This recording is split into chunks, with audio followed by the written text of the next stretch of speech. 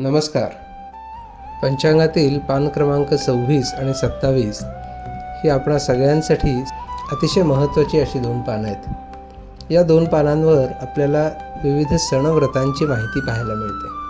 सर्वसाधारणपणे आपल्याला सणव्रत माहिती असतात, पण वास्तविक त्या दिवशी काय करावं, ते कसं करावं, त्या दिवशी केल्या जाणाऱ्या त्या व्रताचं फल काय मिळणार आहे, अशा आशयाची माहिती काही महत्त्वाच्या सणांचा तिथे समावेश आपल्याला केलेला दिसतो.